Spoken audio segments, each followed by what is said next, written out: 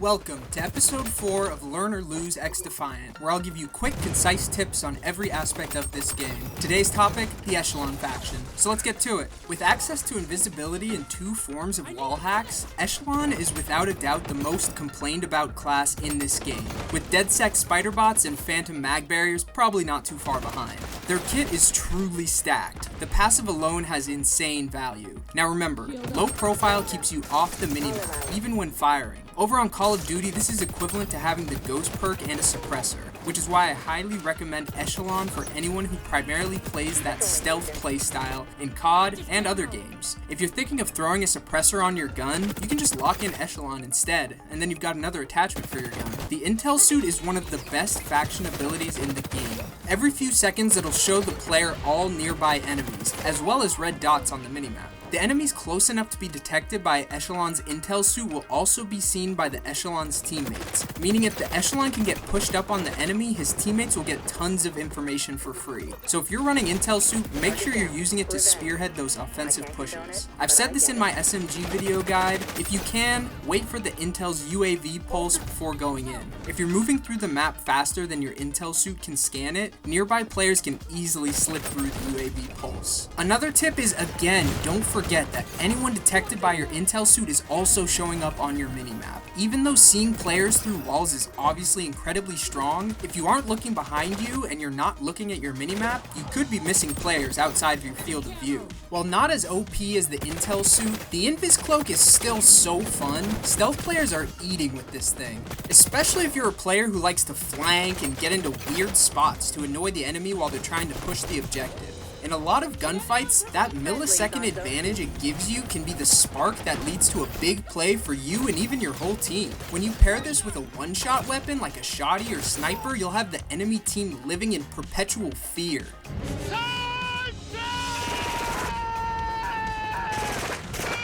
Now when it comes to ultimates, I said in my DeadSec guide that Lockout is technically the best ult in the game because of its ability to shut down the entire enemy push instantly. But Echelon ult feels like the actual best ult in the game because you can really just go takeover mode with the googlies. Sure, if a DeadSec saves their ult to counter Sonar, it's a hard counter. But if he's really gonna solo ult you, it guarantees everyone else on your team will be able to ult pretty much freely afterwards. But if the enemy has no answer to your goggles in the moment, you pretty much become unkillable.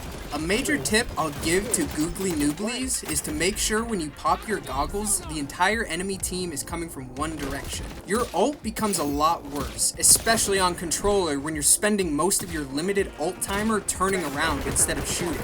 Now let's get into Playstyles and Weaponry. This combo might be the most oppressive in the game. I talked earlier about the value you give to your team if you can get pushed up and relay all that intel back to your team, so they can plan accordingly. If you're utilizing all your intel suit information and you've got an SMG in your hands, you'll quickly become the player people complain about as enemies blindly sprint into you.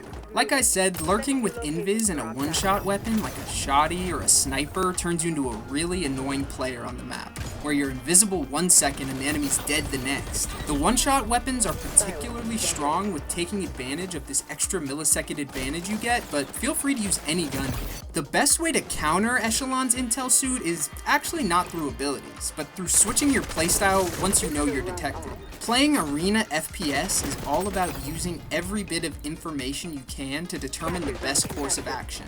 Once you see you're detected, you shouldn't be blind sprinting anymore. The radius of intel suit isn't that big, which means the Echelon's close to you and knows your exact location. You'd be surprised how much slowing down and ADSing evens the odds against the intel suit. Sure, they could still jump out and pre-fire you, but if you're ADS'd and he misses some shots, you have a chance. A lot of the time, intel suit users are just seeing players fully sprinting at them, and they can easily kill them without the enemy even shooting back. If you're detected by an intel suit, stop sprinting. Countering the goggles is the same. Positioning, mind games, and time are your best tools. Typically, an ulted Echelon wants to quickly target switch and kill everybody in front of them. They don't want to spend more than one bullet on an enemy. Slowing down and playing tough angles allows your team to swarm them and can force them to take a tougher gunfight as their ult timer quickly ticks down and they get antsier. When it comes to actual faction abilities that counter Echelon, Spiderbot is easily the best counter for Echelon ult.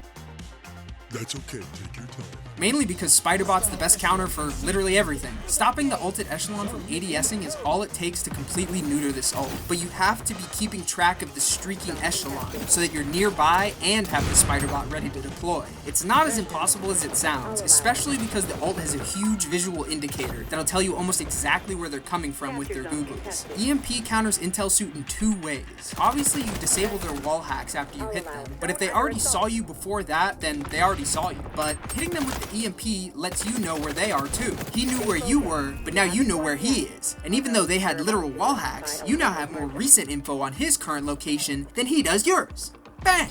DedSec ult obviously hard counters Echelon ult. If you and the enemy Echelon are both top fragging, I would try to ult as soon as he ults, because you're probably matching his ult timer pace. But if some random bottom frag Echelon pops ult, it's not worth trading for your ult. You should be trying to stop 2 or 3 ults at once in clutch scenarios. Echelon's Intel Suit also counters pretty much all of an enemy's Echelon kit too. When used right, it can completely counter any plays one might try to make with invisibility. Against an ulted Echelon, you can even the wall hacks playing field a bit with your own Intel Suit, which can let your enemy team know when the goggles are close, allowing you to pre-fire them, nade them, anything you can while they try to push you as their ult timer wears off. I must say, I agree with general sentiment. I think this faction's a bit too strong. Faction ability restrictions are coming for ranked after Season 1, which will prevent stacking abilities in ranked, but it won't change the fact that giving a player wall hacks is a tough ability to balance. It's gonna take a lot of adjustments in my opinion. The rank restriction does nothing for public matches, where 6 players stacking an ability would feel way worse, because now you've got 6 stacking wall hacks in public matches. I definitely think this is something they have their eyes on, along with like the Spiderbot.